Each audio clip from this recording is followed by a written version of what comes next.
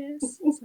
Good evening, UK Crime Book Club. I'm absolutely thrilled. I've been raving about Nikki's books all week. So, here with the lovely Nikki Smith. Nikki, do you want to introduce yourself and show off your book covers, please? Hi, everybody. Really nice to see you all. I've written 2 books. My first is called All in Her Head. That's what the paperback version looks like. And my second book, Look What You Made Me Do, is launched in hardback today. Congratulations. Publication day. Yes. So, what have you done today to celebrate? Well, I have spent a lot of time on social media actually, saying thank you to people and retweeting things. I was lucky enough, I've got a Kindle monthly deal for April. So the book's gone on at 99p for the ebook. So that's been lovely. And that's pretty much it really. And my kids have just broken up from school. I've got 2 daughters, 13 and 15, so they have very kindly cooked me lunch and tea, so I feel a little bit spoilt, which is lovely. That's lovely. What did you have? I beg your pardon? What did you have? What did they make for you? Oh, they made at lunchtime. It was just kind of paninis, toasted tuna melt paninis with crisps. And this evening, they're venturing out and doing pork ramen with noodles. So very nice. Looking forward to it. Actually, yes. So you had an official launch last night. So how did that go? Yeah, that was really nice. Yes, I was able to have it with a bookshop. It's called Our Bookshop in Tring, obviously virtually, yeah, that was lovely. Yeah, lots of people came and we had a nice chat. There's Ben, the guy Morehouse that owns that shop. I think he's chatting to quite a lot of authors at the moment virtually because obviously being in lockdown, you don't really have much of an alternative. And I had a chat with my editor, Harriet Lawton at Orion, and yeah, it was really lovely, really nice. I can already see hellos from bless. So Caroline Maston saying hello to us both. Alex Hawley, hi Alex. Hi Alex, hi Caroline. And Tony Millington says hello to us, and he's hoping that I feel better. I feel better than I look, Tony, so we're good. I was just saying before we went live, I can't think what the skeleton's called in The Nightmare Before Christmas, but that's what I'm looking at myself and thinking, oh dear. Yes, well, if you suddenly disappear there, Sam, I'm going to know, I think, if you, make a dive I'm to the side or anything. Absolutely fine, don't worry. Okay. Kaz is saying that I'm a massive fan of your books, which you already know, because wax lyrically. I'm not silent when I like something at all. I tell everybody. And I did read Look What You Made Me Do on Kindle, but then I ordered All in Her Head behind me on paperback. In paperback. We'll get there. I know what you mean, Sam. I know what you mean. Oh, good. Okay, so Kaz is jumping right in with about the Debut 20 group. Did you find it helpful? So, for anyone who doesn't know, do you want to tell us about the Debut 20s and just how great that's been for you?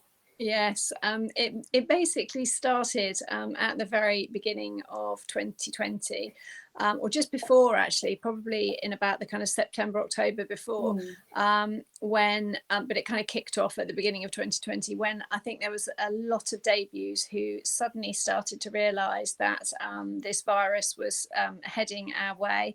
And it was likely to have some kind of effect on publication. And obviously kind of in January, February time, it became pretty obvious that it was going to have quite a drastic effect for us.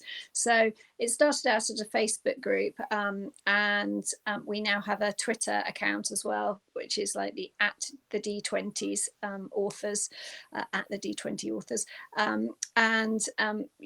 We started off, there was just a few of us, and it was kind of very informal, and we started having a few kind of meetings on Zoom just to say hello to each other and things like that, and I think the group stands now at about 70 odd, probably a bit more, authors, and there's probably kind of 25 of us who interact really regularly, and we have a Zoom on a Friday night, and glass of fizz or wine, and just basically really support each other through the process, because we were all felt like we were a bit in the dark.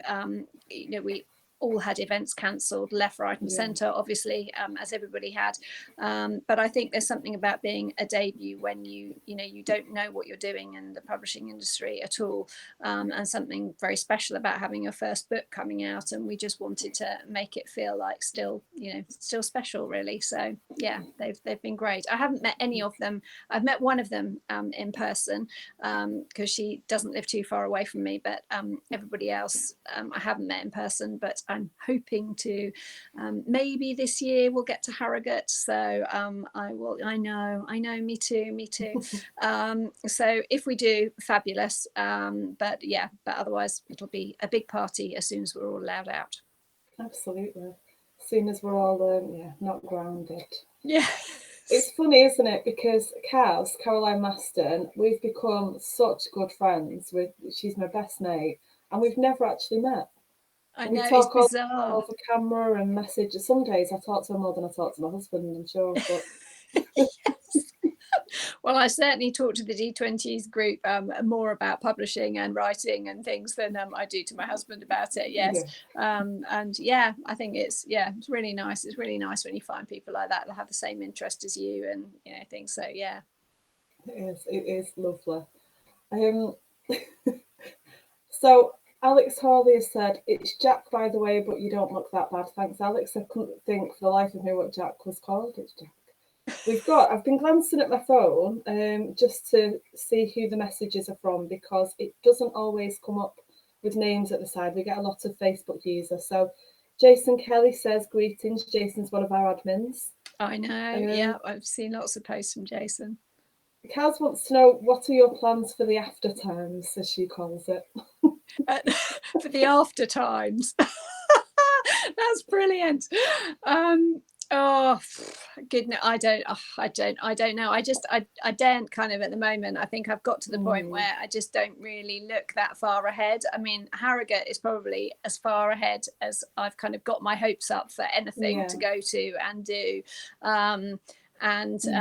So I met some, I managed to, I was there in 2019, just before All in Her Head came out.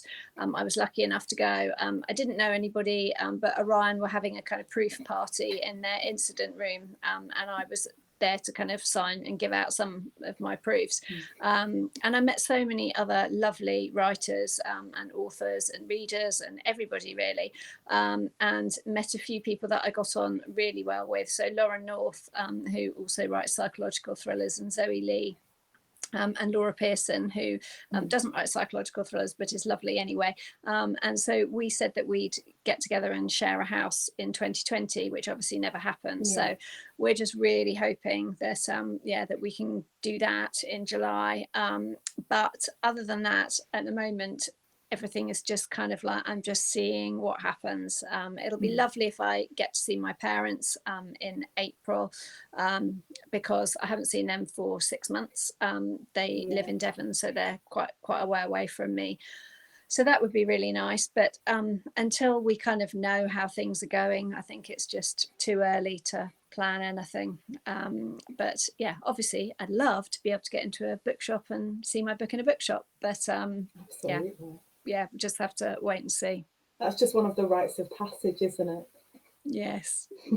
I mean, I think because All in Her Head was launched, it was launched on the 2nd of April last year, and we'd gone into lockdown on kind of about the 24th of March, I think. So I'd gone up to Clay's in Suffolk with my editor on about, probably must have been about the 16th of March, 17th of March, something like that, to see it printed. So actually saw it kind of made and roll off the presses, which was absolutely wonderful. And then it promptly rolled straight into a warehouse as we went into lockdown.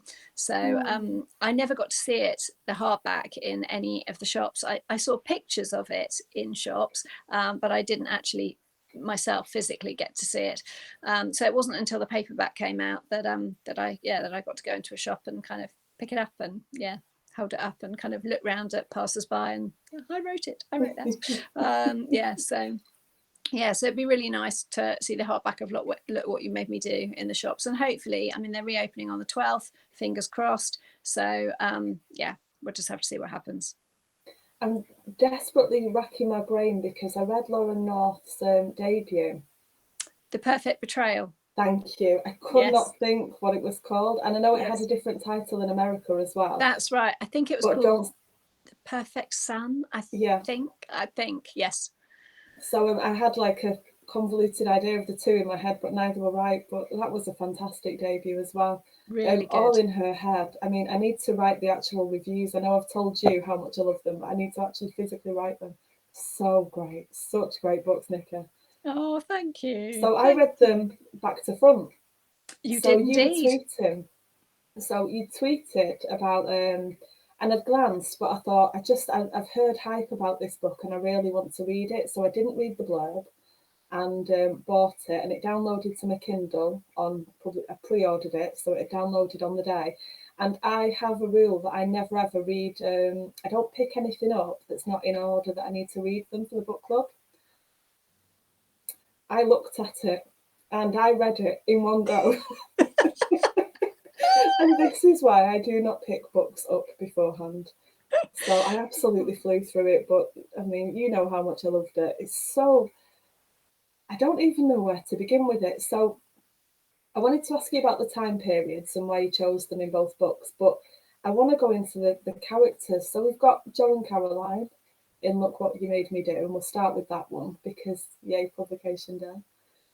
So where did it all come from? And now obviously, we don't do spoilers, and I hate spoilers, so we've got to be quite kind of cryptic. Yes. But Yes. it's So such a they good are. book. Yeah, so Joe and Caroline are sisters in their kind of late 30s.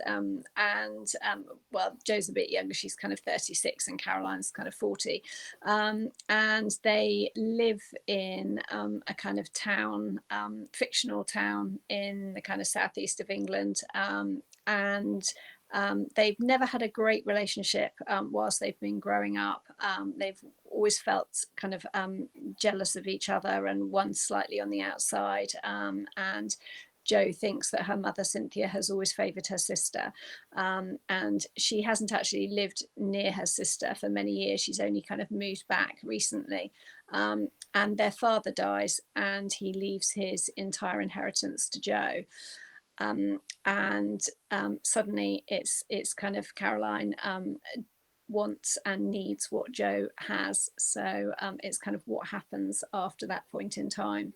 But as you know, Sam, it's kind of really about kind of families and hidden secrets and what lies beneath the surface. And I think that having seen the news recently with kind of Harry and Meghan, you can see how explosive family disputes can be, and I think I wanted to capture some of that. And then there's a large theme of coercive control that runs primarily through the book. That's the kind of biggest theme, really, and so that's what I wanted to explore, which hopefully I've done justice to. You did it as you like beautifully. it.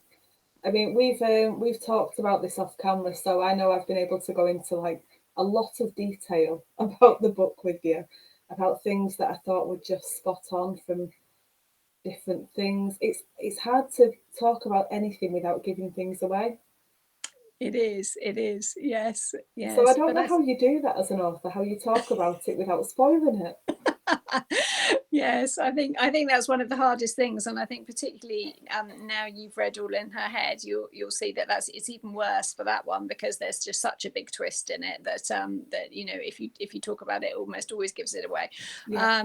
But I think for Look What You Made Me Do, it's kind of it's reasonably it's obvious from the first kind of few chapters, because the chapters are written kind of from the point of view of Joe and then the point of view of Caroline. Yeah. And very early on that it's Caroline's relationship with her husband that is the one where there's kind of coercive control going on. But it's nothing outright. It's not outright violence at all. No. I didn't want to write anything like that. It's really kind of insidious, and it's how it makes that character Caroline feel, and that's what I wanted to get across. There's so many women, I think, without being graphic, isn't it?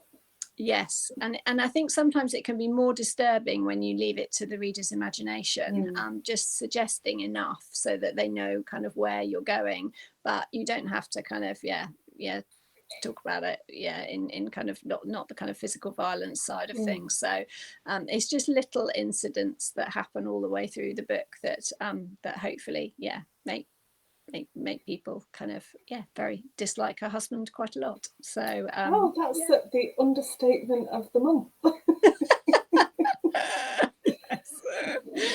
So it starts off, as you say, you alternate between Jo and Caroline, and then you do the same with All in Her Head as well, though. So it alternates between Jack and Alison, their story. So obviously it's the same again, but it's not as obvious as early on in All in Her Head exactly what's happening. It makes you question things a lot more. Yes. I think that because All in Her Head is kind of written, it's divided into 3 parts even in the book, and that it starts off with a dual narrative in different time periods as well. So you see things in kind of now and then between the 2 different characters, and it's really the reader trying to piece together what's happening, and when they potentially think one thing is definitely going on, you suddenly kind of find out that perhaps that's not the case after all. So I'm going to go back to some of the questions because there's things I'm dying to say that I know I can't. So I'm looking at. So Kaz has asked, do your novels follow on from each other, or can they be read as standalone? They can definitely be read as standalones. They're not at all connected to one another. I did get asked actually by quite a few people after I'd written All in Her Head whether there would be a sequel, but the answer is no, and I didn't. I don't think it just wouldn't have worked. I mean, people were interested to know where the characters would go, I think, afterwards, and I could have written something, but it wouldn't have had the same kind of impact, I don't think. No, they're completely standalone. Maybe in 10 years you could go back and do a follow-up. Maybe. Is that a request, Sam? Yes, that is most definitely a request. Jason wants to know when you started writing your first book.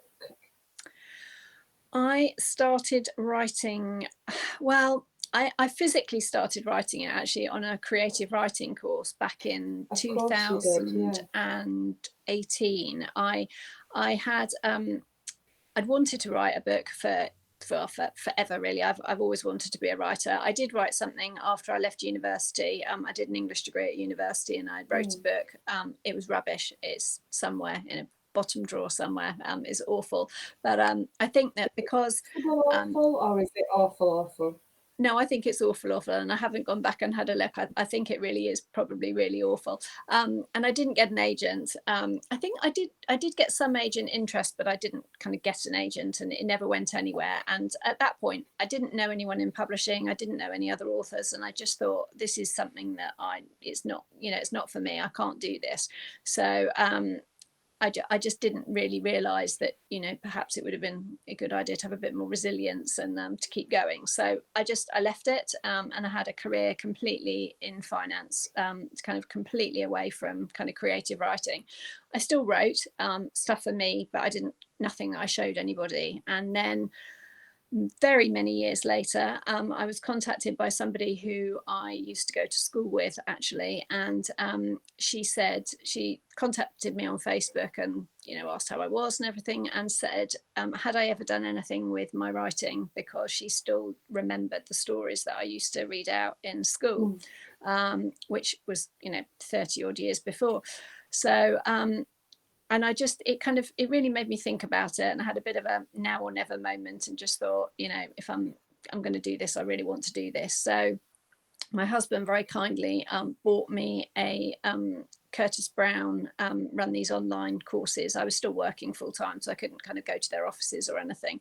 But they run these kind of 6-week courses that you can do. So I did one of those in 2017 and loved it, and then applied for a 3-month kind of online one that you can do as well. And got accepted, and it was on that course that I wrote the first draft of All in Her Head. Most of it would probably be quite unrecognizable to what's now the finished product, but some things are still very, they're the same. The twist is the same. The prologue is the same idea, so but it obviously has changed since then. So yeah, that was 2018. And then I worked on it for a bit longer, and then submitted to agents and was very lucky, and got represented. Sophie Lambert, who is at C&W agency, which is part of Curtis Brown, she agreed to represent me, and we worked on the book for a bit longer, another few months, and then it went out to publishers and editors at the end of January in 2019, and I was very lucky. I had a deal very quickly. Orion preempted, so yeah, that was my journey to publication. So, Jason wants to know what the books behind you are. So it's your go on, show it off again. Oh, they're my new ones. They're my show us Look What You Made Me Do. My publishers very kindly send me copies. So yes, it's the Look What You Made Me Do. Yes, those ones are all mine. I don't just have my books on my bookshelf. I hasten to add, I've got a bookshelf, a much bigger bookshelf in the other room with everybody else's books on it. So yeah, I've just put them there for safekeeping for the moment. Yeah. And he's commented that Dead Ground has been strategically placed on my shelf. I did message Mike Raven to thank him yesterday and say that I'd tweet about it and things today. I've not got there yet. I've had a day of sitting so that I'd be okay for tonight. So yeah, exactly. You're all up there. We've got Brian Caves with A Long Way From Home. We've got Peter Boone with Who Killed Miss Finch. I've got Will Templeton as well with Birth, Marriages and Death. Julie Anderson with Oracle, Kath Middleton with Becca, and then there's a lot hidden behind them as well. So sorry for everyone that I've hidden tonight. I do try and have the books up, but I think I need to have a bookshelf made that really shows off the books. You are. You're going to have it much wider, aren't you? So you can so that I've not got piles everywhere. Yeah, I know. I know. It's insane. Yeah. Oh, Jason wants to know which of your books has been the hardest to write.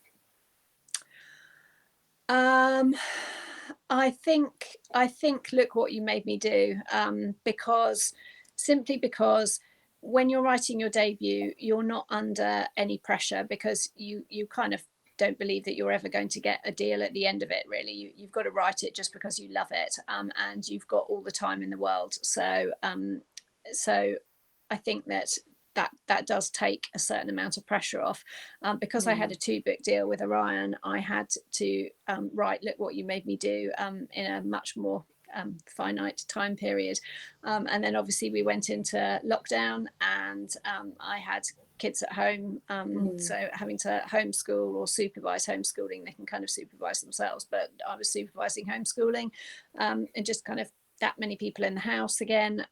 It was really tricky. So I think that yeah, I'd say that the second one was probably harder to write. Yeah, hats off to you. I managed some short stories. My book went nowhere.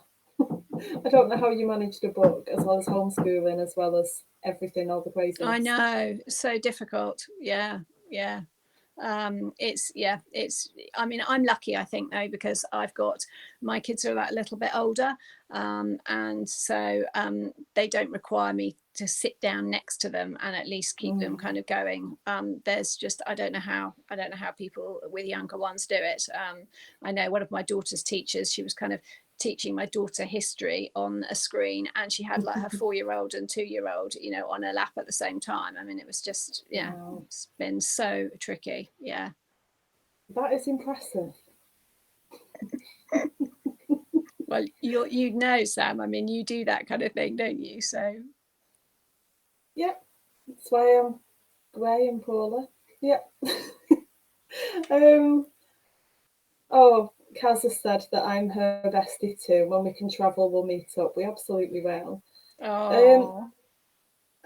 And she also wants to know, has there been any interest in adapting your novels? There must be, surely. Yes, I've got All in Her Head has been optioned for TV, but I mean, as everybody will know who's an author, obviously it's fantastic and I'm thrilled about it, but whether it actually ends up on screen or not, who knows. I mean, fingers crossed, but yeah, we'll just have to wait and see. Yes, I've it got would be high lovely. hopes for that being on screen. It would be really lovely if it did end up on screen, and I think it would be good on screen. But obviously, I'm the author, so yes. Oh, I think it'd be fantastic. Oh. And Jason's followed that up with, if your books get adapted for TV, who would you like to see play your characters? That's a tricky one. That's so tricky. Yes, I don't know actually. I really don't know. I don't have. I kind of have images of my characters in my head, but they're not anyone famous. They're not anyone I see on TV. It's just kind of how I see them. So I think that there isn't. I'd be completely kind of whoever almost kind of thing, because it would be so different to how I'd imagined it, I think, and pictured it, that that I wouldn't really, I don't have any particular kind of preferences, or anyone that I think, oh yeah, that would definitely be, would definitely be them. So yeah, just have to wait and see. Yeah, it's a tricky one, because the last thing you want to do as an author as well is really want this one person. Yeah. And then you get somebody else and they don't feel like they're really wanted for it. Yeah, exactly. Yes. And I think as well that you kind of, well, I certainly remember kind of actors and actresses in things that they've been in. Whereas if they were in your adaptation, they could be completely different. So it's really difficult to kind of think of them like that. But then, in the right hair, makeup and everything else, you think, oh yeah, they'd be great. So yeah, that's a really good way of looking at it, because if you're picturing a character from one series, then they're not going to be like that in yours. Exactly. Never thought of it like that. That's a really good point. Alex Hawley says, later in the month, you're on a panel called Flawed Women with Philippa East and others. I can't get my words out. How did you come up with this panel name? And without giving spoilers away, how is it relevant to the book? Oh, yes, that's a good question, Alex. There's me, Fiona Cummings, Philippa East, and Jenny Quintana. And we will be on, I think, at Hillingdon Libraries. I can't remember the date, but it is later in April. Yeah, I've read it off the top of my head. I've not got it in my head. Alex, Google it quick. Yeah. Yes, and I think, well, maybe because we all are women, and we are all flawed, that's part of it. But also, I think we all write the similar, I would say, kind of psychological suspense thriller fiction. Some are more at the thriller end, I'd say, and some are more at the kind of psychological end. But we all have flawed characters in our books, so I think that's why we came up with the idea. And yeah, we just wanted to kind of explore, I think, why there are so many flawed women in psychological kind of suspense and fiction. So it's really looking at kind of how they are representative of people in everyday life. Obviously, our characters are more extreme than people in everyday life, but we just wanted to, it's interesting that I think you're now seeing more women who have got flaws, and that means that people can relate to them, I think, much more. They don't have to be a kind of perfect person or anything like that. Yeah, that's what I was going to say. They are relatable, although you expect to see extremes of different stereotypes in fiction. Your characters aren't like that. They are very realistic. They could be the woman sat next to you in a cafe or walking down the street, or your friend just sat having a drink with them. They really could just be a woman that you know. Yes, yes, and probably in some cases they are women, that I think, without giving away the the whole plot of Look What You Made Me Do, there will be a lot of people who are living in a very similar environment to Caroline lives, and and hopefully by kind of talking about these issues and people reading about it, and if something sparks somebody's kind of they can think, oh right, okay, yeah, no, that is how I felt then, or and they can identify with it, then I think that's good for everybody. He says it's the 29th of April. Thank you very much. It's the 29th of April. So Kaz wants to know what advice you would give to other debut authors. I would say that it's definitely a real roller coaster ride, and whatever you think it's going to be like, it's going to be very different to that, and don't compare yourself to anybody else.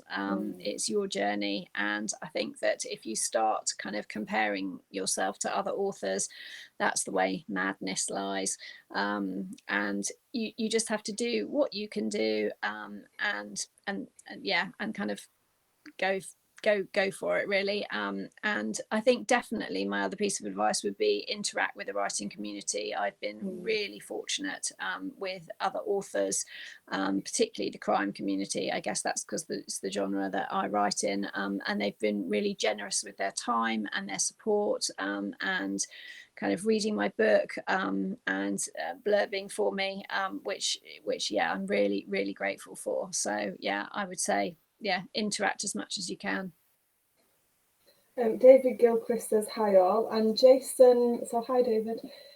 Jason says, which feeds nicely into what you were just saying, can you tell us about the short which appeared in the Writers Forum magazine?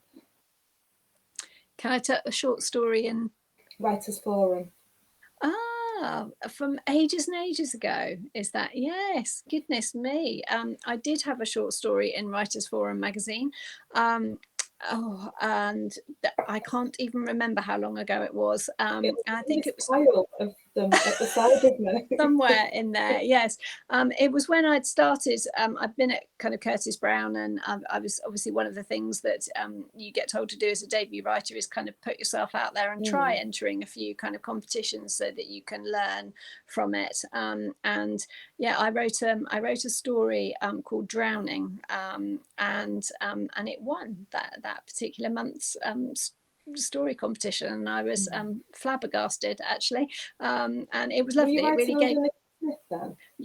Yeah, it's writing under Nikki Smith, and it just gave me real confidence, I think, that kind of boost that somebody else had read what I'd written, and didn't think it was rubbish. So it was lovely, really, really lovely. Yes, I've still kept the magazine somewhere in my piles of stuff somewhere. It meant a lot to me, that did. And was that your first win? Was that your first kind of publication? And yes, and I think it was the first one that I'd ever even entered. Actually, I'd never done anything like that before, so I think that's why I was so surprised. It was lovely. I started to ask you before about the time periods in the two books and why you chose them. Obviously, it keeps up the pace, but is there a particular reason why you kept them quite? Especially with Look What You Made Me Do, that was over quite a short period. Yes, Look What You Made Me Do is set over a month. And initially, actually, in kind of much earlier drafts of the book, I had it spread out over a much longer time period, kind of 6 months. But I think that because of the way that the story develops, I just wanted, as you say, to keep up that pace and that tension, which I think works very well when it's kind of in a much shorter time period. It feels kind of claustrophobic, and it kind of moves the reader on. And it is set in 2018, but that's really, I mean, it could have been set in 2019, but I didn't want to get anywhere near COVID, really. I think a lot of authors are having this issue where it's kind of like, do we start talking about it, not talking about it, mentioning it, whatever. So, but I just didn't want to go into that with this particular book. So I just kept that completely away from it. Whereas All in Her Head is kind of, it's multiple time periods, as you know, and there's kind of then, now, and things which it needed to be like that for the story to work. Yeah, absolutely. You do need to go backwards and forwards, and for various reasons you need to go backwards and forwards. I hate that I can't say anything. One of them, we did talk at one point, and then one of our members suggested it as well, that we have somewhere we literally talk about the book so everybody knows about spoiler alerts. So if we were doing that, but we're not, so I'm gonna move on. Do you have favourite characters from each book, or a favourite character overall of yours? I think probably Caroline has been my favourite character to write in Look What You Made Me Do. I can kind of relate to her, even though, I hasten to add, I'm not living in her situation. But I can relate to her, and I just loved writing those scenes, and she kind of came really easily to me, the whole kind of, the dialogue and her thoughts and things like that. So I think I think she's probably my favorite character. Kaz wants to know, is it easier to write male or female characters? I was intrigued to know this one as well. That's a really interesting question. I mean, I guess because I'm female, then it should really be easier to write female characters. But I don't know. I think it probably depends on the character, actually, and how kind of well developed they are in your head before you start writing. Some Does characters it depend on what they're doing as well? Sorry? Does it depend on what they're doing as well? Yeah, I think so. Yes, I think that's very true, actually. Yes, what they're doing. And just, I mean, some characters seem to just kind of get up and come down and sit next to you, and they're just there straight away. Whereas other characters, you really have to work at kind of developing and think about them, and what do they like, what don't they like, what's surprising about them, what wouldn't people know about them, what are they hiding, what do they want. And some characters seem to come with all of that background already, and others don't. So for me anyway, I don't think it's necessarily a male female thing. I think it's just depends on how developed that character is as I start writing. Did you know the ending of both books before you started? Did you plan this, or did you just sit down and this thing appeared in front of you? I'm a planner, most definitely, a planner. So yes, All in Her Head, I knew exactly where it would start, what the ending was, and what the kind of twist was. And I guess I didn't know, how it would kind of work in between that, but I did know that before I started. Look What You Made Me Do, I would say that no, less so. I did know what I wanted to happen, but the whole kind of way it happens isn't something that came until later on when I was writing. So it is really interesting. So I had a plan for Look What You Made Me Do.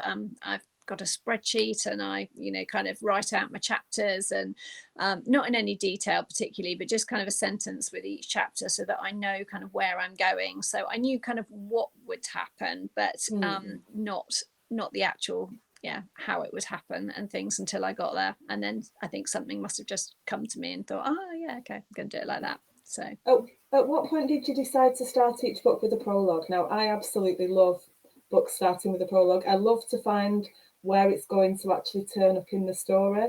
Yes, I know. They're really divisive, aren't they, though? There's some people love them and some people hate them. I think when they're done like yours are, then they're absolutely fantastic. Oh, thank you. That's the difference. I think if it's not done well, that's what puts people off, because they might have read one that's maybe not worked as well. Yes. I think that it's difficult, isn't it? Because I think that sometimes they don't need to be there. And I think sometimes it could just be a kind of chapter one almost, if you like. And sometimes they're just stuck in because, you know, there's a bit of action at the beginning kind of thing, and they don't actually need to be there necessarily. So, but yeah, I mean, I love them because I think that also the kind of books that I write they are very kind of psychological, and you really have to kind of get to know the characters before you're kind of drawn in and then go on through the story to find out what happens. And I think that sometimes that kind of initial burst of action and just making the reader feel you know what happens next, and or what happened and why were they there and what is that about, what's going to happen, that does give you that immediacy to pull you in, and then you're willing to kind of take maybe a little bit longer to get to know those characters in real detail before you kind of get pulled into the rest of the story. So I've never really thought about this before, but what comes first? Is it the prologue and then you write leading up to it, or do you write it and then when you think, oh, that's it, that's the bit that needs to be at the beginning? I've written both mine prologue first. I had that real clear idea of what I knew exactly what I wanted at the beginning. I think it was more difficult actually with Look What You Make Me Do, because everything shifts in that first chapter from where they were before. So I think that was difficult to kind of work out where I was going to kind of pick up after that. But yeah, I wrote them both first. I think I must have very kind of strong ideas about where I want the story to start, and then kind of decide whether you take the reader kind of backwards, forwards, what you do after that. And they're both very, very clever titles. So how did the titles come about? Thank you. Well, I actually thought of both my titles, which is, I know it's very unusual in publishing. I'm expecting, I don't know what will happen with the third one. I probably won't get to keep whatever I want, but they were called something different. Both were called different things, but I never felt comfortable with them. So I think All in Her Head was called initially Falling Apart, and yeah, I think that's called Falling. It doesn't have that same punch, does it? Once you've read it and yes, it's almost, I always felt it was a bit kind of, it could be a romance when you hear that as well. It's kind of that type of, falling, they were falling apart. So yes, and we were trying to think of ideas, myself, and it had gone to Orion. They'd accepted it, or I got the deal, and it was still called Falling Apart at that point. But I know my editor had said, we're not keen on this title, and I was like, fine, we can change the title. That's not a problem.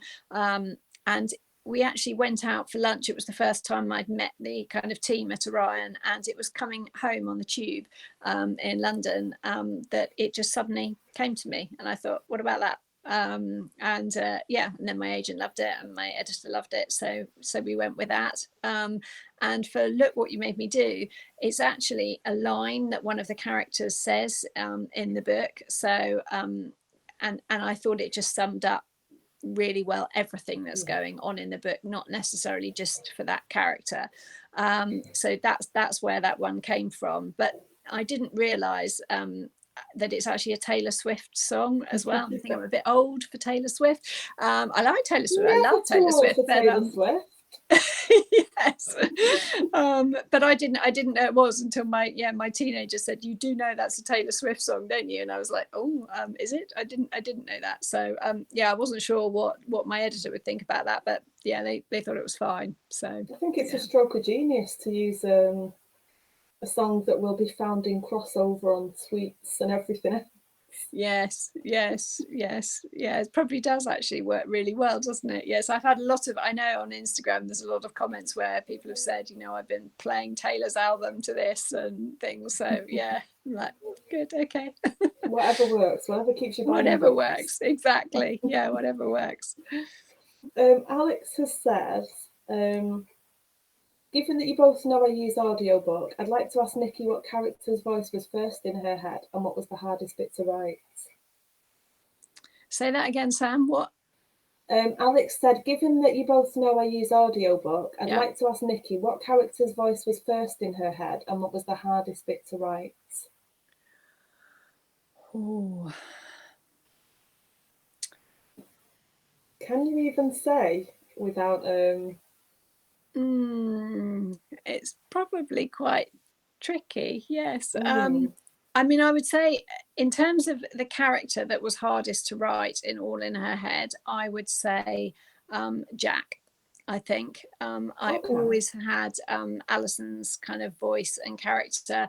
Initially, the first draft of that book had everybody was in third person. I'd written the whole thing in third person as well, and I had to change all of that to first person, which is that's probably some Quite a advice big I could give to job. a debut author. Don't do that. Yeah. Don't do that.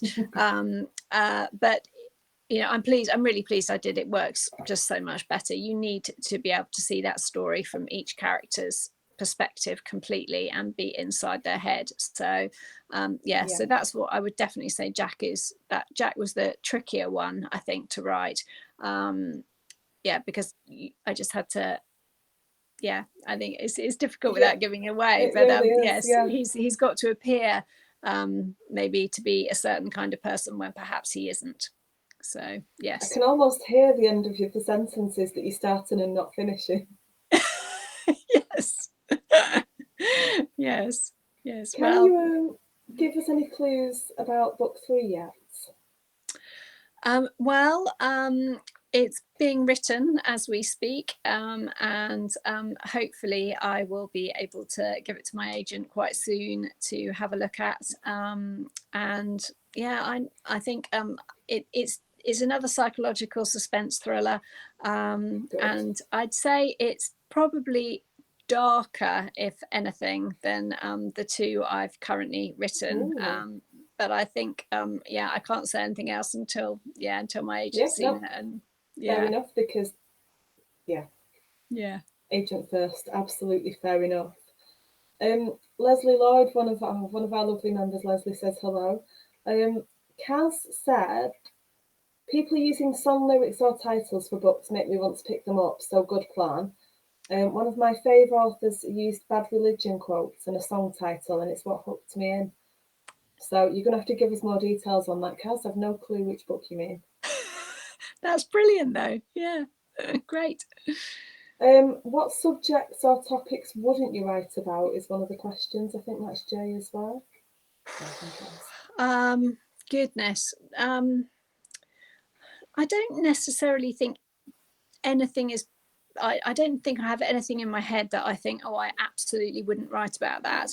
I think there's just certain stories that would appeal to me to write more than others. So I think it's more the kind of detail that you wouldn't use to describe the stories. Yes, I think that's definitely true. I wouldn't ever write, I don't know, kind of a scene with kind of grotesque violence in it, just because those aren't the kind of books that I write. But there's no particular topic, I don't think, for me that would be off limits just because it's a topic. It would have to be part of a story, though, that I wanted to tell, as opposed to just one particular thing that I didn't want to write about. Do you think you'd be sticking with standalones, or do you think there's you'd like to do a series at some point? I think I'd love to be able to write a series. Well, I think there's advantages and disadvantages, isn't there, about writing series? I know I'm often I'm jealous of Trevor Wood, because he's written I love his books. He's written The Man on the Street and One Way Street, both of which I've written, and he's got his third one obviously on the way. And I'm always quite envious, because I think, you could just pick it up again and the characters and you don't have to start at the beginning. But as he said, I think that there's definitely there's an advantage to that, because you do know your characters and things, but then you have to decide how much you retell of their stories at the beginning of the next book, to kind of keep people interested, but being able to still be read as a standalone. And so I think that must be really tricky, and I hadn't really thought about that before. But I think that the kind of books I write, I think that they will probably always be standalone. That's just been the kind of stories that I tell. It's just kind of tends to be one story. It has a story arc and it finishes. I don't think it would. I don't think my characters go on and have kind of series. I know that Mark Billingham likes to throw in the odd standalone in his Tom Thorne series, so I'm waiting eagerly for Rabbit Hole to appear. But who are your, Kaz calls them your shut up and take my money authors? The ones that you don't even read the blurb, they've got a book coming out and you just know you're just going to buy it. Yes, yes, I know what you mean. I think I probably read, I read lots and lots of different books, but mostly kind of similar genre to the ones that I write. So I would say people like Fiona Cummings's books, I love. I was lucky enough to get a proof of her new one that's coming out soon, When I Was 10, which is fantastic. I think it's publishing 15th of April, actually. And people like Lisa Jewell, I love.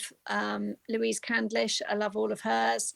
Gillian McAllister writes fab books. So yeah, people like that.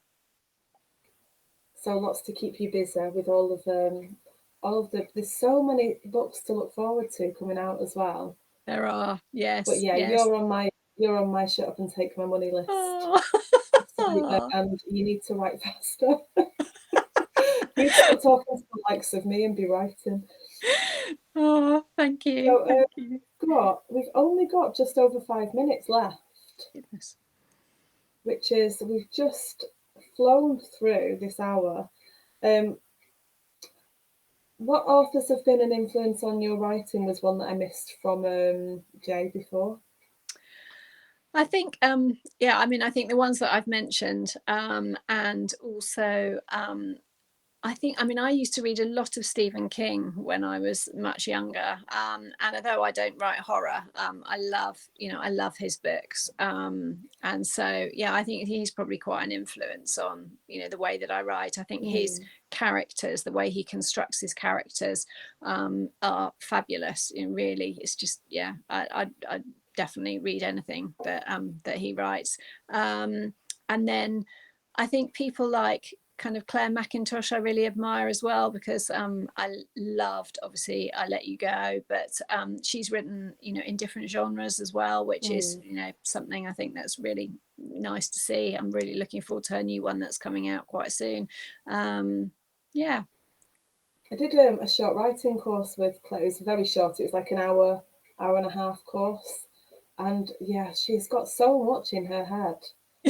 There's so much going on that she articulates so well. And there was a group of, I don't know, probably 15 or 20 of us online, obviously, during lockdown. But that was that was fun. Google courses, everyone. It was a lot going on. Would you ever do something like that?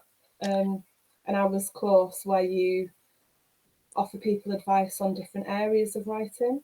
Yeah, I'd love to do something like that. I think I just probably feel I'm so new, I guess, as an author, only writing my second book. I don't know whether anyone would find it kind of valuable or not. I've mentored a few people. I've helped kind of write some cover letters and looked at their synopses and kind of made some suggestions and things like that. So I've done that for people, and I've really enjoyed it. Actually, it's lovely, and yeah, very rewarding. So yeah, maybe, never say never. Yeah. We've got Meg Jolly, who I'm sure Meg's debut came out today. Meg, tell me the title of your debut. I bought it today and my mind's gone blank. She says, "This is such a great chat. Thank you for your time, ladies." But Meg, tell us the title. I bought it a few hours ago. And my mind, I can see the cover. It's a fantastic cover. And Kaz is saying this has been an excellent interview. Do you want to give us a quick recap of both books so people know what they're looking for? Yes. When they rush out in their hordes to buy. Yes. Well, so this is the one that was published today. It's called Look What You Made Me Do. Yes, it's hopefully will be out in bookshops on the 12th of April. It'll be it's in Waterstones, WH Smith and places like that. And then obviously on Amazon as well. And it's on an ebook offer currently on Kindle. And the other one is called Look What You Made. This one, All in Her Head. There we go, get it in front of the camera. And yeah, that was my debut. So, and if we get to Harrogate, or when we get to might not be this year, but within the next, next few months or the next year, I will be bringing this for you to sign. Oh yes, And I'd then love I will be to. watching everyone have a drink. That should be really interesting after a year of authors cooped up. Everyone's chomping at the bit. Yes, I know it could be dangerous, very dangerous, I think. Yes, but yeah, It really a lot of could. fun if we get to go. So yeah. Meg Jolly's debut apparently is called, where's it gone? The Past We Run From. So congratulations, Meg, as well. Really nice Congratulations. to have another person on whose debut publication it is as well. And she can't wait to read Look What You Made Me Do, which is great. Meg, it's fantastic. You need to read it. You need to download it right now. Thanks very much, Sam. That's lovely. Thank you so much for Thank joining us this you. evening. Thank you so much for having me, and thank you so much for doing it when you're not feeling 100% as well. So I hope you feel better. It's okay. I'm off to have I've been sipping water. This is not like me. You know I'm poorly when I'm sipping water. It's not good. Oh. But I've drunk loads because I'm feeling my throat going. Yeah. Anyway, and I can see I'm getting all hot again. It's not a You good need look. some Nurofen and to go to bed is what you need. I am absolutely going to bed. I'm going to Yes. choose a book, and in fact, I'm going to watch MasterChef. I'm really rock and roll. Ah, okay. And then I'm going to go and curl up because we've missed one from this week. But anyway, happy publication day for your hardback of Look What You Made Me Do. And I can't wait. That option has to turn into something. And I will be front row with the popcorn. And hopefully a glass of something other than water. Yeah. Oh, thank thanks you ever so very much. Thank you. Everyone, thank you to everyone for your questions and for joining us. Almost forgot to thank our lovely admins and members there. Yes.